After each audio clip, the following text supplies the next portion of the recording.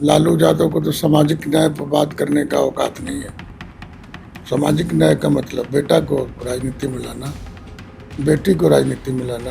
कि नीतीश कुमार कहीं जन संवाद में जाते हैं, लोगों से मिलने हैं, तो गाड़ियां रुकती है जहां महिला का जत्था रहता है। सामाजिक न्याय का तो असली योद्धा नीतीश कुमार है। हम तो समझते हैं कि पूरे पंचायत में एक आध घर हजाम होता है, वो भी मुखिया बना है, जिसके नेतृत्व में चुनाव होता है वही अगला मुख्यमंत्री होता है। यदि अपना बेटा से, बेटी से, आने वाली औलाद से थोड़ा सा भी मोह ममता है तो तुम नीतीश कुमार को राजनीति में जिंदा रखो। नमस्कार, द हिंदी टॉप देख रहे हैं आप। और इस वक्त जो है बिहार में चुनाव की सरगर्मी है और इस चुनावी कशमकश के बीच हमारे साथ एक बेहद खास मेहमान मौजूद हैं।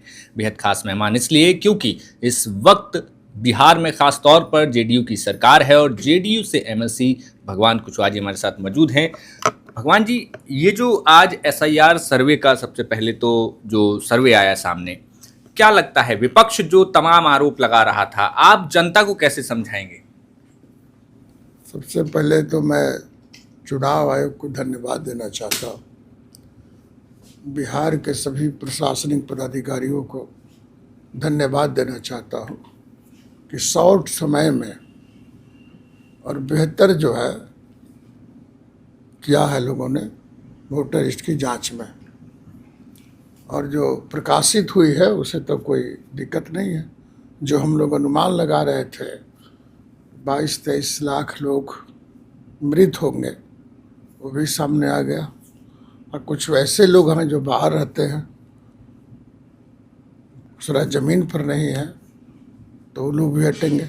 हम लोग तो यही नहीं कह रहे थे भाई कि जो जेन्युइन वोटर है वो कटे नहीं,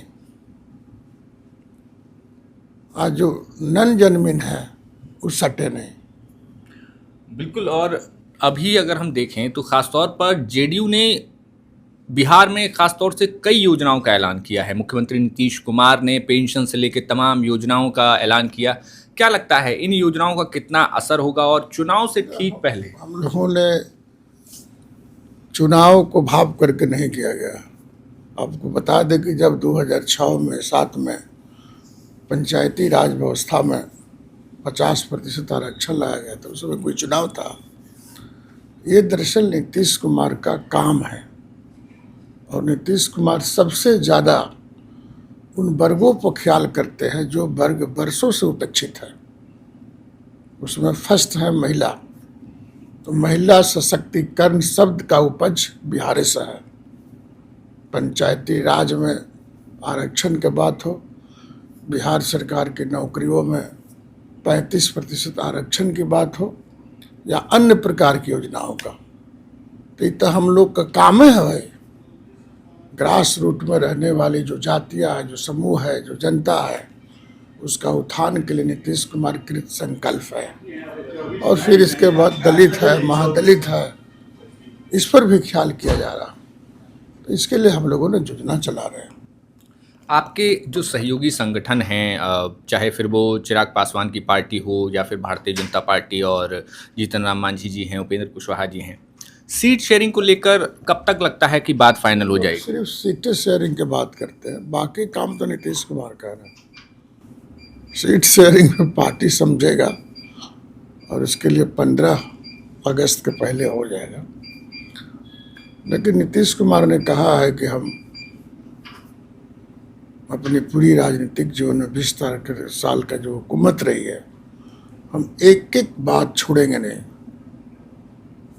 जनमानस के लिए। मुझे कभी कभी गौरव होता है कि नीतीश कुमार कहीं जन संवाद में जाते हैं, लोगों से मिलने हैं, तो गाड़ियां रुकती है जहां महिला का जत्था रहता है। अब महिला कहती है, बूढ़ महिला कहती है, बूढ़ा पुरुष लोग कहते हैं कि हजूर पेंशन नहीं है बढ़त। हम लोग कहने वाले थे तब तक मुख्यमंत्री जी राते में जो घोषणा कर दिए कि 400 से 1100 हो गया। हम तो ही कहेंगे बिहार की जनता से कि भाई छोड़ो विपक्ष की बात। यदि अपना बेटा से, बेटी से, आने वाली औलाद से थोड़ा सा भी मोह ममता है तो तुम नीतीश कुमार को राजनीति में जिंदा रखो। नीतीश कुमार को मुख्यमंत्री बनाए रखो।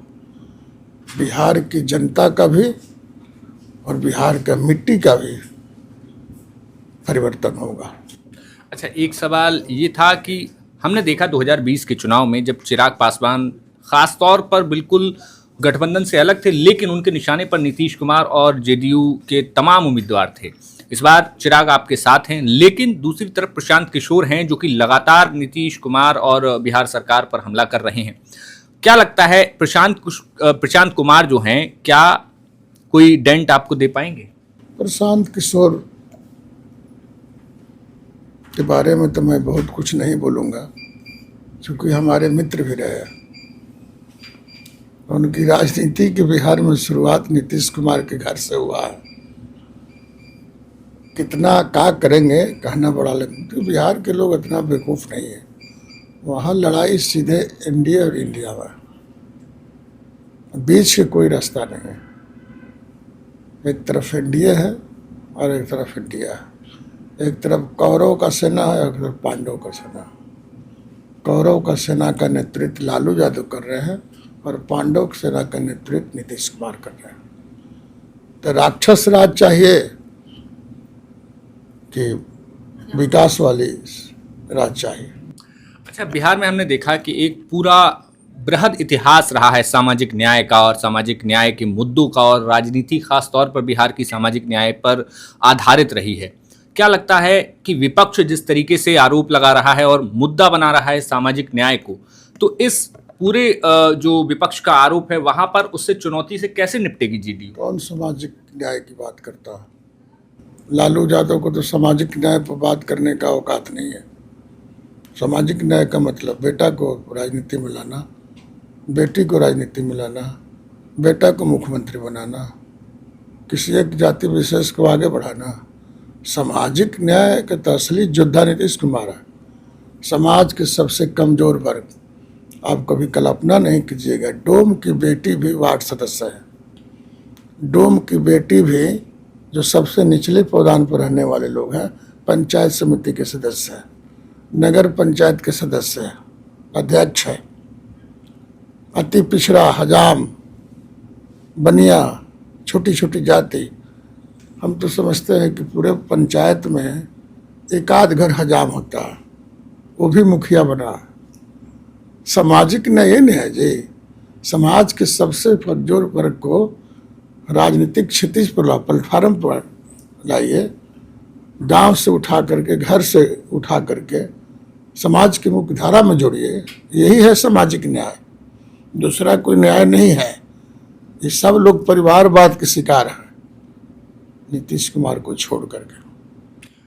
बिल्कुल, और इस वक्त अगर देखें तो आने वाले चुनाव में नीतीश कुमार की सरकार के वो क्या अहम 5 मुद्दे होंगे जो कि आप जनता तक लेकर जाएंगे? करते जा रहे हैं नीतीश कुमार जी। जो काम छूट गया है नीतीश कुमार के हाथ से, नीतीश कुमार के कलम से, जो बात छूट गई है, आंखों से जो नहीं दिखाई दिया, जो काम छूटा, नीतीश जी उसको सबको पूरा करेंगे।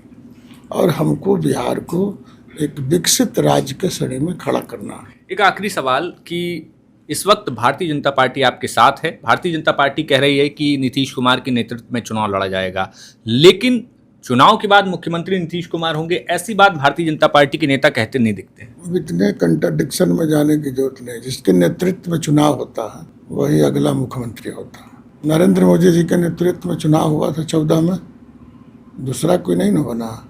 फिर 19 में हुआ तो दूसरा कोई नहीं न बना। फिर 24 में हुआ तो फिर दूसरा कोई नहीं न बना। इसीलिए कौन क्या बोल रहा है उसमें कोई मतलब नहीं है। ये तय है 2025 फिर से नीतीश। बहुत बहुत शुक्रिया सर। तो ये थे हमारे साथ जदयू के वरिष्ठ नेता और एमएलसी भगवान कुशवाहा, जिन्होंने बताया कि किस तरीके से बिहार में इस बार जदयू जो है सामाजिक न्याय से लेकर तमाम मुद्दों पर जनता के साथ जुड़ रही है और उनका मिशन होगा कि एक बार फिर से नीतीश कुमार को दोबारा से मुख्यमंत्री बनाएं। कैसी लगी आपको ये न्यूज़, हमें कमेंट बॉक्स में बताइए। देखते रहिए द हिंदी टॉप। शुक्रिया।